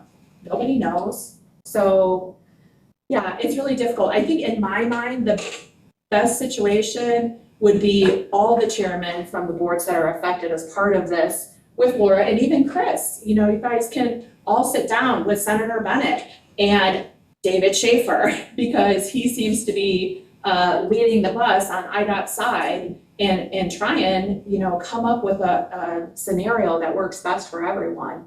And I don't know what that is. I don't think any of us do. The one thing David Schaefer told me on the phone was that the counties in which he was requesting Chris to take a look at was any county that touched our county. That would be the only counties that we have to be touching each other, I guess, is basically what he told us. That's correct. So Chris is not an option for us. That's right. That's what I was gonna make a point saying. Not unless Ford and Iroquois went along with it. Actually, he told me no, that would not be allowable, according to him, because that would be Chris expanding too much. That's what he told me too. So your last option, What's the statute on that? when we were spitballing, I don't really know what that statute is, but if that's the truth, then your last option is viable, like Chris is doing everything. Yeah, I even- That's why I wanted to make a point. Yeah, we were blue skying this on the phone, like, okay, well, we should leave everything open to interpretation, right? Right. If we're really gonna look at it, let's Question. throw it all out there, How right? far are you talking now? Yeah, well, Wisconsin. Only so far I can stretch, you know? But if it's expanding her too much, how would it not be expanding Kankakee too much? Well, because Show Bus already provides those services in both of the counties. And we touch They're all. currently a We touch all. But I also don't, I've never seen anywhere in the statute that there's an obligation of square mileage for transit districts, so I'm not I don't exactly know. certain what that is. So he said the same thing to you, right? So it's the same case there. I was like, okay, that makes sense. He also told me that there was no scenario in which, where I could be the lead PCOM for the first year to get this up and running. that IDOT would approve that. Basically, because of my position as executive director, he thought that I would be too busy. And I asked him to tell me what exactly this PCOM is going to do for 19 hours a week. And he told me that they should be going to visit local businesses to see what their needs are. Okay, There's an actual job description there. I've got it. Yeah, he sent it to me and I still don't see 19 hours per week. Maybe if it's all of us. Per month. Yeah. For one small county. No, for a week. No, I'm just saying, if you look at that, Yeah. it's about 19 hours per month Per for a small month. county. I would agree with Yeah, that. that's, And I if would you look agree at what with they, you know, hey, wow, those tires didn't, Ben actually has to do this stuff. Mhm. So, and believe me, it's the Absolutely. I'm not trying to minimize that, benefit Ben. to cost ratio is way out of Which is whack. higher. Yeah. You know, No, seriously, but, it's you know, expensive. I would, you know, if Livingston County was going to do it and we were going to attempt to do it without hiring additional staff, we would split those services. I would administer the grant, finance department would do the financial end of it, and then our regional planning and zoning would do the checklist. I develop the checklist, they would administer it, and they would go through it, and I make sure everything happened. That's how we do things. Plus, it's just a Lego we snap on. We actually have to figure out what we're snapping on, but you Yeah, know, exactly. it's really, we're building a new bus barn, you know, we talked to, I think Laura knows this, it's going by the county line, Iroquois Kankakee County line at the airport. Please keep that here for now, because we haven't got the deal done, but they've agreed. We're filmed. Yeah, I know, I understand, but you know, we were working on the deal, it's right by our jail. But again, access works. I'm not bidding on everything. If the traffic patterns and the shopping patterns all say you should be in Vermillion, then that's the recommendation. You know, we have to talk regardless Right. of what they're saying, but, it seems to me, you know, that there is a solution in the room. It's just how much time do we have to get to the right one? And so I'm stepping on the gas legislatively, you know, with the senator, a couple different senators in the governor's office. And just to figure out, you know, if there is something that has to move, what has to move? Do we have to get special dispensation so your funding's not cut, if in fact it's gonna be cut? Because it's not your fault as you're talking about this, you know what I mean? And that's kind of what I'm working on is I think what you're saying is that when you step on the gas pedal, you need to have gas in the tank, and in this case, the gas is the funding that's needed. Do we know what percentage is actually grants from the state and what percentage comes from the? she might, just anecdotally, I don't know if she gets it because of her contracts, as far as fares versus state versus the contracts. Because that's all part of the mix. You can offset local match with contracts. That's how that works. Yeah. Everything has been completely different during COVID because of the influx of federal money. Before that, and ruling that out, basically what happened, and this is true in Kankakee and McLean, the federal money would usually run out about the second quarter. And after that, then, the way the state money works, the state money sounds like a really big chunk of money, and it is, but it's based on the requirement that you have 35% match. Otherwise, you cannot pull it down. You cannot. So the rest of the year traditionally has been backfilled with, this is getting too complicated, I'm getting into the weeds, I shouldn't. The state money is primarily that backed by a local contract, backed somewhat by the buildup of the extra match in the federal money. Don't needs the federal money match in the first 2 quarters, but it also is higher than the 35% required from DOE, so that kicks back into the last 2 quarters. And then it's local contracts, and they're extraordinarily important, and it depends on every county. Some counties, like your county's very rich in contracts. What's an example of a local contract? A local contract must be with a not-for-profit. That's number one, or a governmental entity. So in Iroquois County, it tends to be the social service agencies providing services to your at-risk people. And those are heavily subsidized. We look at those, how much do we need for a match, and how much can we make it easier for these social service agencies to survive? So it's definitely a collective operation. They've got to benefit from it, and we have to get match from it enough to pull down dough to meet their needs. So it's not a revenue-making thing. So that the contracts are extremely important, and unfortunately, that's what we're staring at. And again, this has been a collective. Well, we have 9 counties, but the 6th area, it's been a collective effort. Like sometimes, some counties, like when we did Head Start, would be contributing to a much higher level than they do when something like Head Start goes away. Or if, say, your agency, adult treatment centers closed in our area. So those contracts were all lost. So that, in theory, specifically hurt those counties where those centers were located because they lost the contract. But we have to maintain services in all. So it goes up and down, but local contracts are extremely important. Fairs, no. Our fairs are, and have been for a very long time, donation only for anyone over 55 or 60, I guess it is, I'm sorry. Over 60 because of the old contract we had with age banning. And once you give a benefit to a rider, you can't take it away. It's just the way it is. Fairs probably cost us more to process than we need. Right. It's not the same as Chicago. Chicago is held to a 50% standard. They have to bring in 50% by fair to meet their revenue.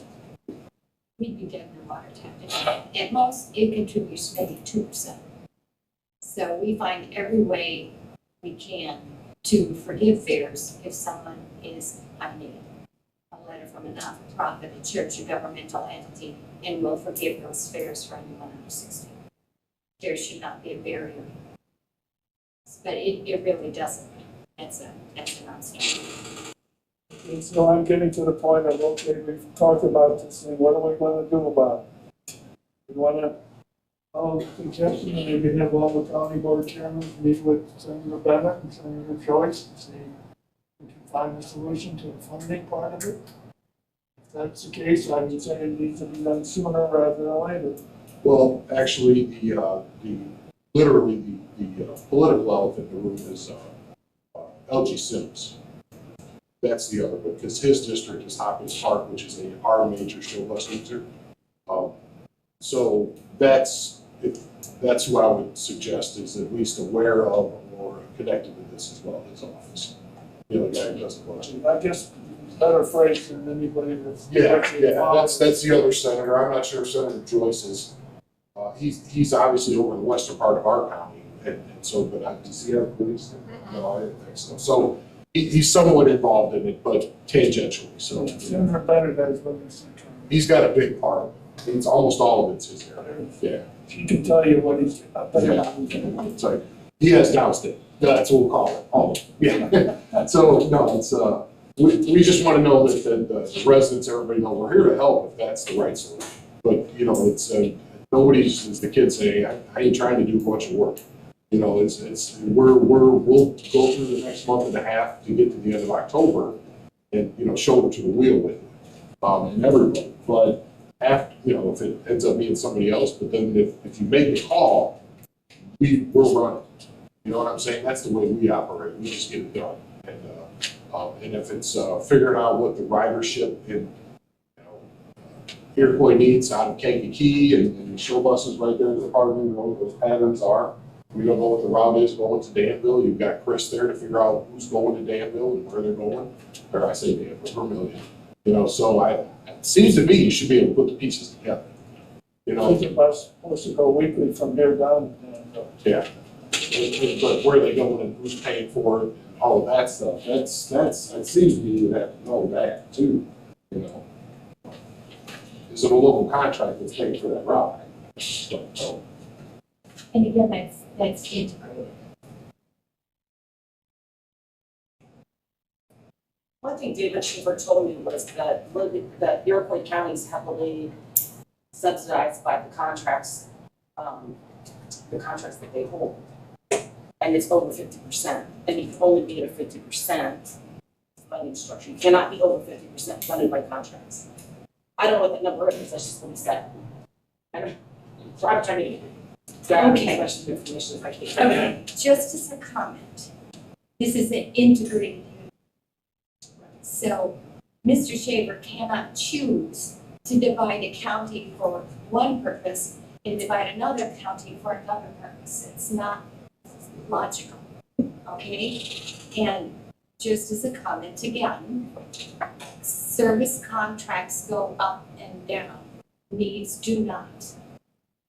So this area has acted as a cohesive whole. So sometimes the contracts are up in one county and sometimes they're down in one county. But again, you can't take out information from one county and not be consistent. It's incorrect, in my estimation. And again, argues against, you all are not new. You all have provided public transportation for over 30 years. You are not a new entity. Perhaps, as it's organized on the top, it's going to be a new entity. But the people who have been served for over 30 years. So why should they be punished?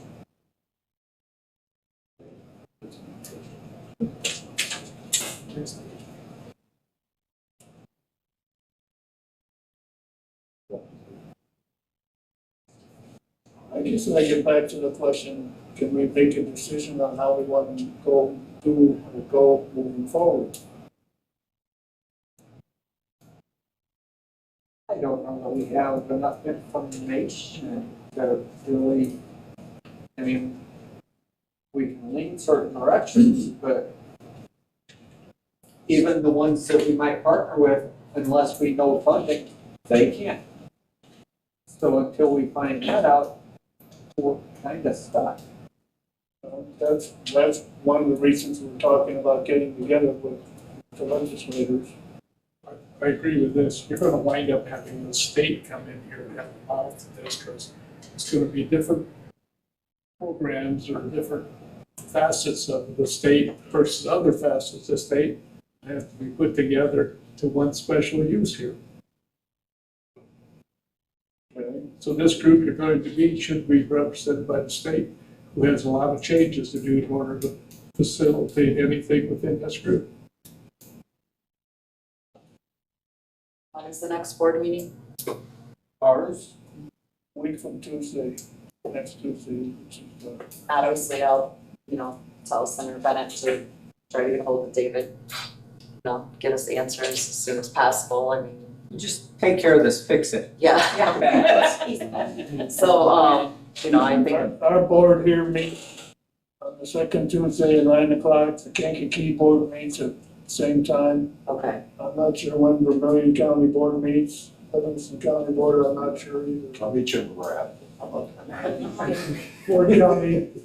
Ford County probably shouldn't be eliminated from it, even though they're not here today, they're probably gonna have to be a part of this if we're gonna do anything of a greater magnitude.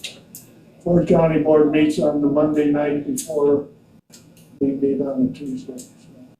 I guess if you can set up some type of a meeting with the appropriate state people, whether they be reps or senators, and the other county board chairman, and just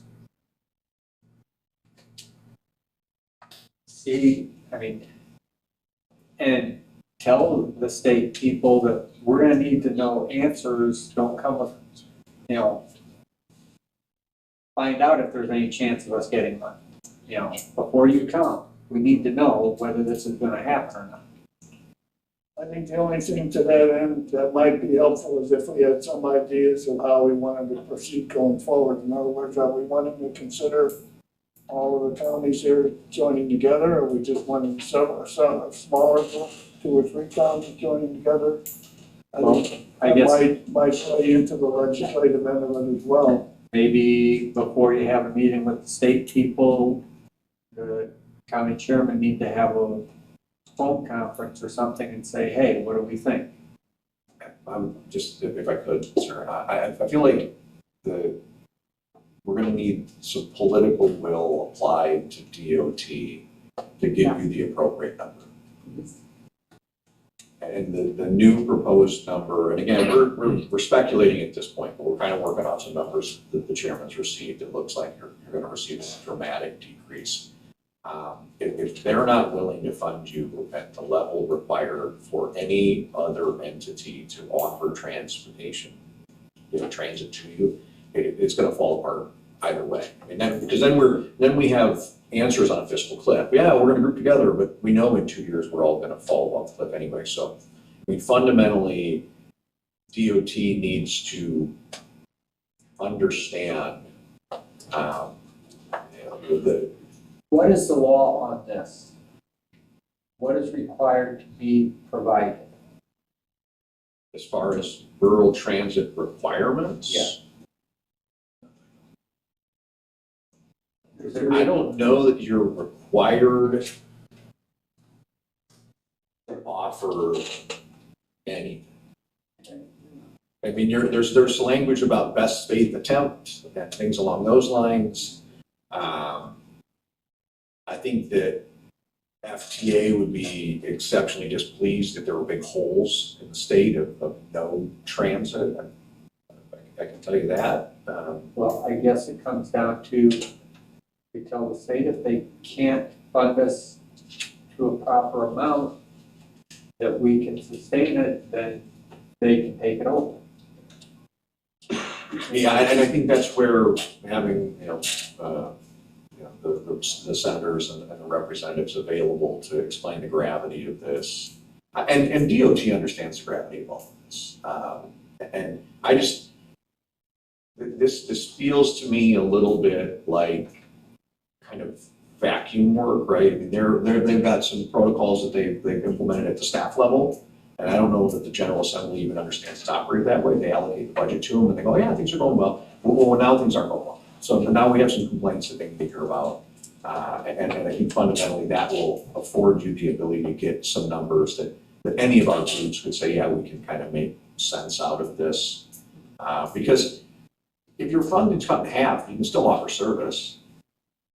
It's just gonna be very complicated to make ends meet. It's easier to match. If they're just talking about less buses on the road. And that won't help your residents at all. You'll hear about it. With the amount of ridership you have, there's no way you won't. I would hear about it, I still hear about it. But, we have buses that time. So then we just need a number of the person at the DOT to say, this is why we don't have it, call this person. I got the secretary's phone number in my phone here, maybe we'll put that, just kidding, I wouldn't do that. Yeah, it's, that's where I think it'll go. If you want my house today, those are phone calls will go. Because if they don't know what's going on, it's obvious that probably the director doesn't know as well. He probably threw a budgetary number out, hit this number next year, and this may be a way that they're getting at it. I don't know. But I tell you, things are becoming clearer every day. Getting more information. If me and Ben talk, he talks to another resource. This funding thing is primary. So we're going to keep digging as far as if we can get ridership. She's got a lot of it. The contracts, I think you guys should send the FOIA yesterday from both counties maybe, to McLean and to, what was the other entity? DOT, yeah. Send it to DOT and McLean, just so you make sure you've got all documents related. Are you talking about the grant documents? Service contracts. Service contracts, all that, everything related with rural transit, I think you have to be specific on the FOIA. So, is that something you might be able to shoot somebody an email saying you need this, and this? Is that right? And so we can maybe shoot a quick email down, Chairman, to you, and then you can distribute it? Okay, and then, I think that's, that could happen immediately. And then those other conversations on the political side of things from the legislature is happening behind the scenes anyway. So if we can arrange a Zoom call or something for next week, I think that's prudent for all the chairs to make sure that we're all pointed in the same direction and we're not predetermined where we're going to go, but we'll just let the data we're looking for dictate what's happening. Does that make sense? New information. Does that sound logical? Okay, all right. That way the process will determine the best solution. But we've only got a month and a half, that's why I say we gotta meet next week. You know? Next week's only 4 days. Yeah. And I probably won't be working Tuesday. No, I'm just kidding. Boat races in Kankakee for everybody out there. Speedboats are back in Kankakee. Even if we put it today, that voided information won't be back next week. Generally, if it's another county government, you see a little bit quicker response time. How long did it take us to get the first response and it was over a week?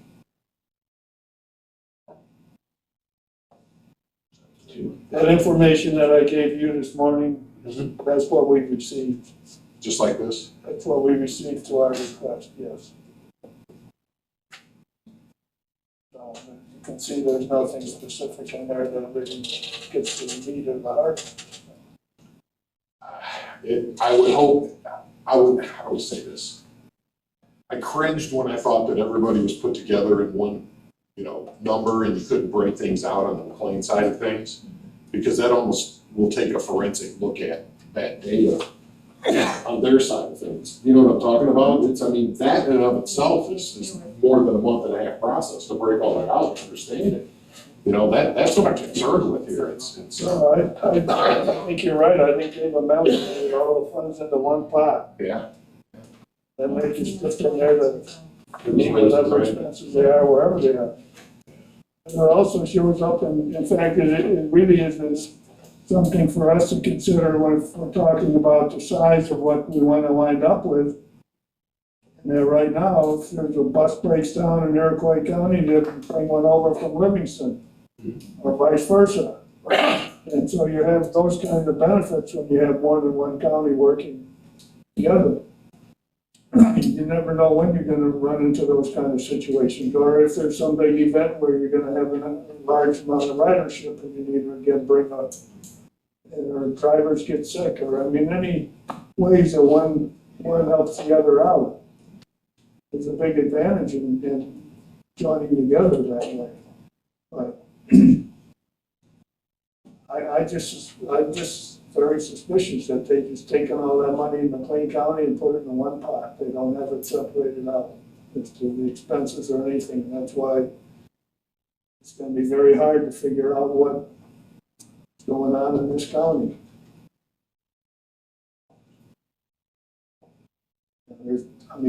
How can you put a program together if you don't already know what's going on cost-wise? How can you commit to something? If we have to underwrite part of it, cost share, or whatever you want to call it, we better know what we're being asked to do. Well, you gotta put 6 months of it in your budget, right? Because the first 6 months will be taken care of. They say August, I thought it was June 30th. It's June 30th. June 30th. Yeah. That's the state budget year. So that's due date. You know what I mean? That's when it ends on that side of it. So, and I imagine contracts would end if service ends, wouldn't it? All the service contracts. Yeah, they would end if service ends, right? Oh, it changes. I don't know how they're written, so that's why. Yeah, again, most of them are written under show bus and they go on and on and on, but if we do not have the backbone to be able, the vehicles, to provide that service, then it ends because we can no longer provide service. Yeah. It's just the way it is. So we're going to send FOIAs and you're gonna have a meeting with the other county chairman and then get together with the state reps and senators. The meeting with the county chairman should be with the state reps at the same time, I would think. Well, I think you guys need to have a plan as to what you're going to ask of the state people. Otherwise, you've got too many people in the room not knowing what to ask. I think we also already pretty well know what we're wanting to ask, and that's where the money gonna come from. Well, You're not incorrect. I will say that. You get too many people in there asking a bunch of questions, it'll go on forever. kind of like we're doing now, because there's so much in the dark here. But know that I've already started that informational thing from my side. I know they're doing their thing down there. I'm working it top down from the side from the legislature. So I'm hoping by next week we got something squeezed out of this, like an answer or two, you know, and just so we can do what you're saying. But you'll have that information before you meet with the state people. That information needs to be distributed to the rest of the county chairman, so that you're all in the same, at approximately the same knowledge base. So that you can go in and say, no, you guys need to give us this, and this is why. Not sure we're gonna know that until we know exactly how we're gonna be organized in the final analysis. So, I can't say that we know what we need to know, and we've already asked for that information.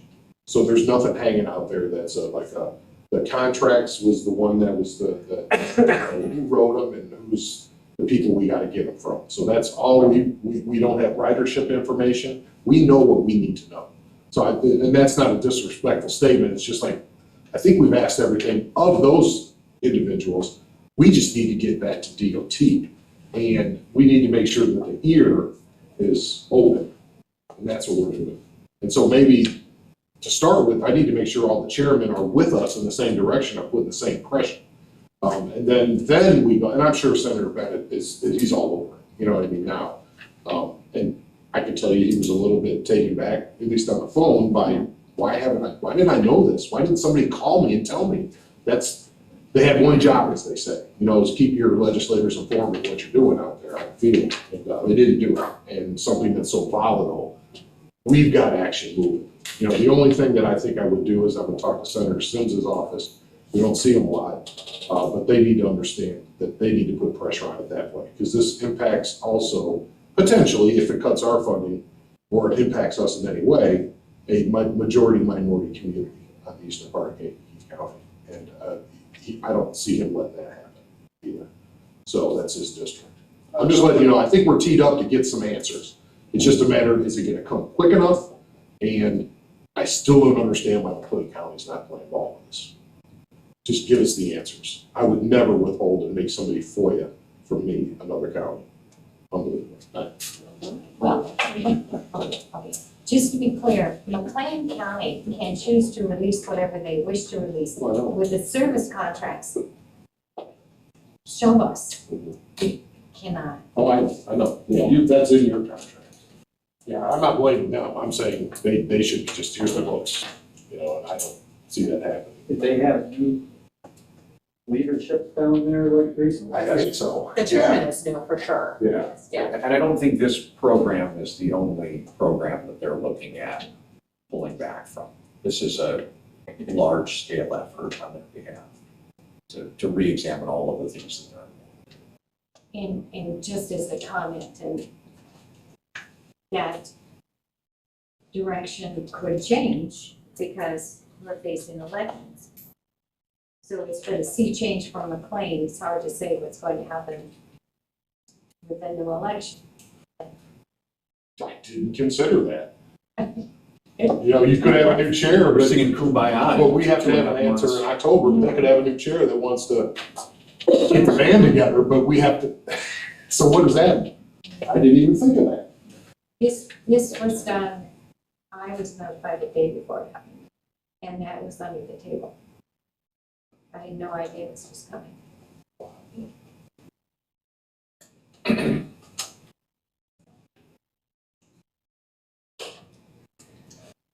Well, for the ridership's sake, I hope nothing changes, but we'll be prepared if something has to change. Does that make sense? I hope that makes sense, because if your heart's in the right place, if we can get your brain there, that, all things considered, that would be, while you look at the future, keeping it the same would be the best option. Not making rush decisions, but I think we're being forced into it. I think we could spend a lot of time talking about it, but I definitely think there are some patterns where the state is putting the screws down on the rural counties, money-wise. There's just too many things going on that's working against us. The fellows that was in here this morning talking about Amber. Why do we have to have all these wind farms and solar farms? You know what that really does? Is that's putting more money in the pockets of the people in Springfield. Because the bulk of that property taxes that those people pay goes to the schools. And the school funding is controlled by the state. So the more they get from local funding, the less state money goes to the schools. So the state's gonna put less money in the schools. They're gonna use it to give to all these illegal immigrants and all these other crazy programs that they got going on. At our expense. That's what this is all about. I would say, from what Chairman Wheeler has said, and as others have said it this morning, even though you got an existing program, don't close your eyes, because they might cut your funding in half too. So you've got a plan. You're gonna get together with them and Mr. Chairman Wheeler and I worked very closely on getting this put together. We worked closely together on other projects in the past. I think we worked pretty good together with one another in that respect. He's got a little more activity than we normally have in a little 2x4 county like this one. We still can get the job done. all right. We don't need any motions or anything. Not right now, I don't believe there's anything that's needed. I think we have a plan that we're agreed upon. Move forward. Need no answers, but a little more information. I think one of the biggest things that we need in addition to the funding though, is that these deadlines that the Department of Transportation has put on us are not workable, and those are gonna have to be changed in order for us to get something put together as well. Yeah, I mean, they may have the deadline so they can do preliminary budget, but, you know, that, You can only put together a budget and earmark money there and have some flexibility in that. It doesn't have to be right, just cut and dry. right. I just want to put the screws down on this, that's what it is. They want us to subsidize the program with money we don't have. All right, I guess, Mr. Chairman, should I block out this meeting next month to make us or some of us available to come back down here if we need be? Because you may vote on something at that point, whether it's to report on what we're doing or is that, I'm just curious, if I'm busy, just like everybody else, so, you know, this is taking up time and I'm willing to do it, but I kind of need to know, you want me back down here, just to pencil it in so I don't do something else. we meet on the third, the county board meets the same as you do. Yeah. The week before that is our committee meetings. Thursday before that is when this committee meets. So I don't have, that's why we're meeting on the 29th of August. I can't remember the date next month, but if you look on the calendar, you can. Yeah, it's, we don't have something this day, so I'm okay, but I have other meetings I have to do, so. I'll pencil it in just in case you want to get back together. I guess it's September 26th is the next meeting, scheduled meeting for this committee. Okay. We may want to have a special meeting ahead of time for, depending on how things progress, but that's something you and I can get into because. You have to codify it at the October meeting, any changes. So you really need to know what's going, I mean, am I thinking correctly? You'd have to have your changes it voted on at your full board meeting in October in order to let them know what you're doing. Unless you have a special meeting before. If that deadline, that change is told us. If that's legit. Yeah. So that's what I'm working with now until it changes. Is that acceptable? Yeah. That's the deadlines on it. Wow. I'll just send them a Christmas card.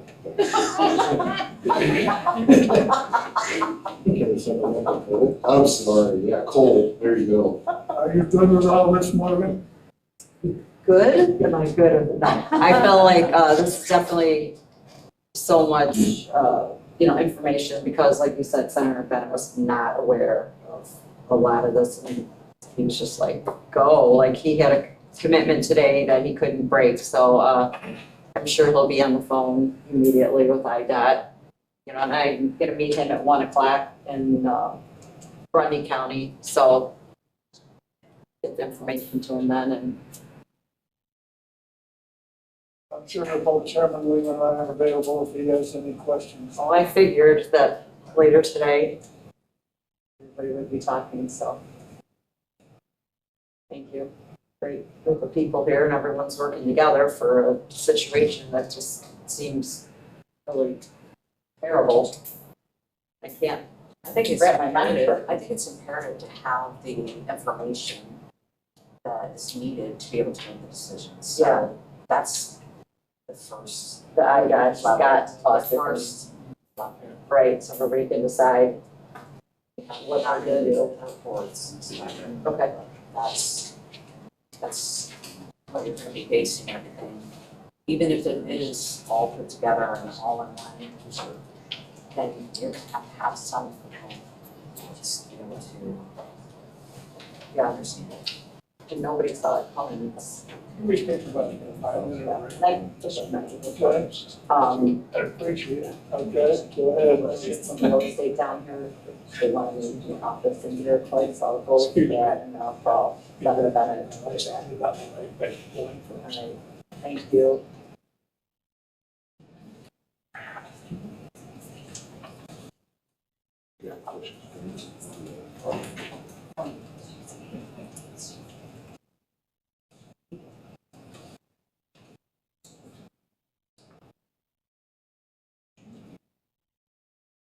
We're gonna just done something. Situation on the county code book today. We'll get into that next month. I keep saying that every month. We've been working on our revising our county code book, trying to bring it up to date. Really? Thank you. It's a huge project. If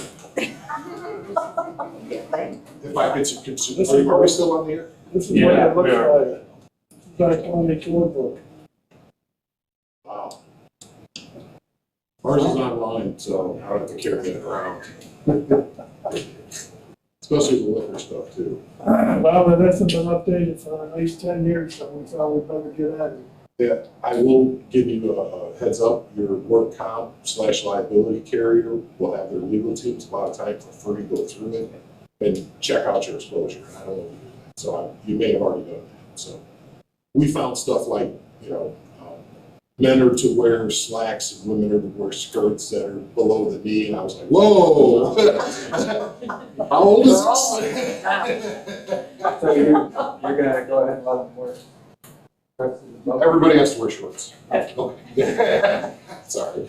No, it's but things like that. If it's in there, it's liability. It's an exposure. That's why they do that. That's kind of what we've been finding, and that's why we're going through to say, well, is this what we're doing today or not? Is this appropriate? And when we get that part of it done, then we'll have to get into, we have to go to this municipal bid outfit to redo it anyway, which is awesome. First step is to go through the book, find out what's in there. It's a good day if you can get rid of the useless regulation, right? That's what I feel. Those are not your way. The book serves a purpose, and there's a question on something. Oh, yeah. Hey, it's final say something. It's there, it's there. There's a lot of it that references state statutes. Okay, that state statute still valid? I guess while we're waiting for Charlie to come back, I'll pass around this board. I want to look at it. Chairman, do you need us anymore? We gotta hit the road. So we'll talk I think after. we're good. Thank you. Talk to you on the phone. Okay. Sounds good. Good night. Yes. It's nice to meet you. Craig. Yeah. See each other on the beach. You got it. Yes, we did. That's good. Yeah, okay. I have a personal letter for today. We can help you. Okay. Oh, actually, I did it. It was email. It was That works email, too. okay, Yeah. yeah, here, I'll tell you. Yeah. Thank you, yeah. Thank you. Thank you very much.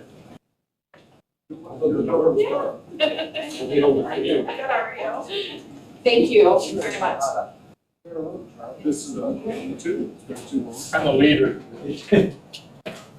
Well, I'm done. That's pretty bad. I'm a leader. I lead to the bathroom. I want to go to Covington, Indiana, out of state to play golf for Illinois. So when you play golf, that guy's still start there. Oh, but 25 years. Lifelong learning. You're not learning all lifelong, you're dead. What do you think of that for theory? Got nothing. Nothing by me.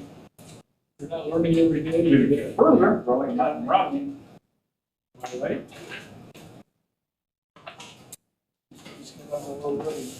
Every jail, railroad, every day's different. You don't learn it, you're dead.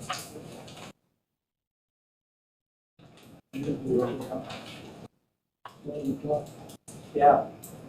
We have a goal and we work out with this online and you're at 11 we quit. You want to be out of here by 9:30.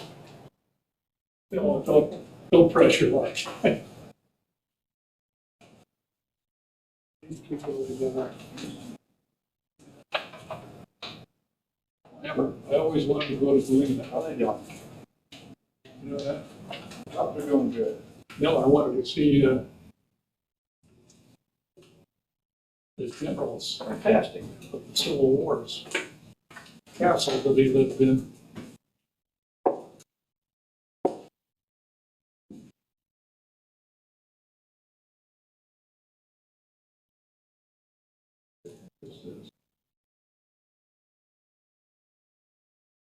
So do we, Narga, Illinois. This must be, do we have something to go into executive session for? no, Okay. good. Excuse me, I shouldn't say that. Oh, it's on there in case something comes up. In case we had to censure Charlie. Yeah, about time to A get couple off. things in there that Keep postponing it.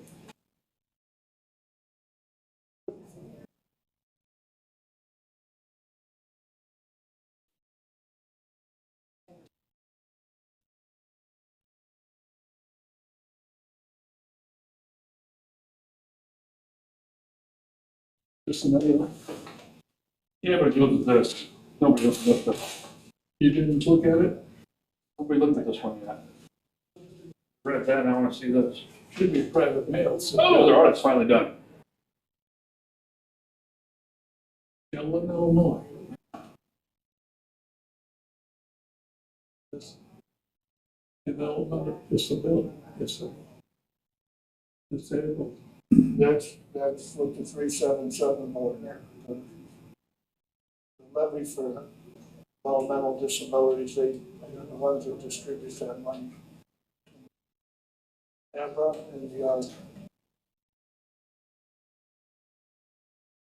One gets about 7 or 8% of the levy, and the other one gets the 92 or 93%.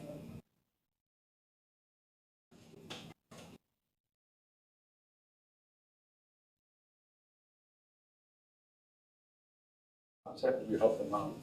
While he's looking through that, we have a motion to approve the claims today. We have a second. Mr. Duque, second. Any questions or comments regarding the claims? Everybody know what the claims are? Everything we do, claiming $1 million.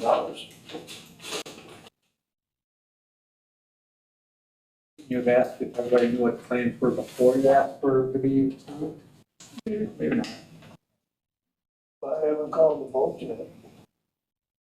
Would you like to say what they are?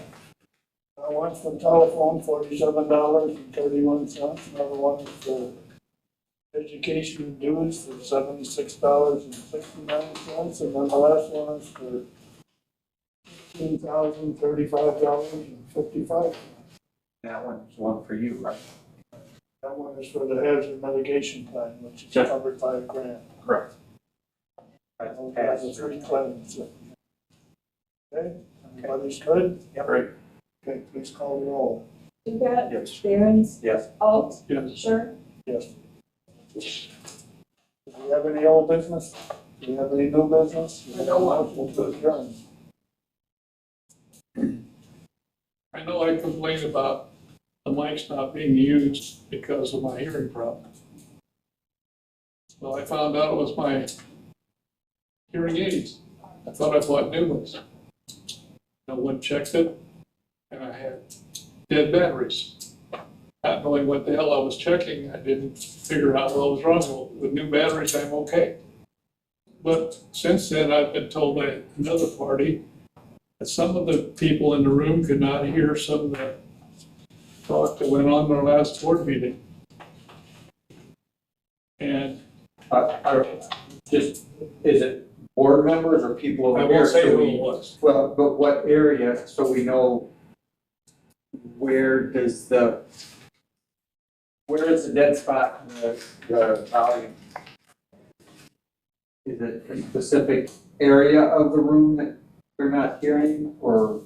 I can tell you for this room, from my experience, well, not the whole room. You got a ceiling that absorbs noise, you got a floor that absorbs noise. That is thorough throughout the room. You know, this party complained, they couldn't hear anything about somebody that talked in here. One place that there hasn't been a complaint is what I was gonna ask for, is we put the microphone over the stand over here, where everybody should get up and talk in the first place.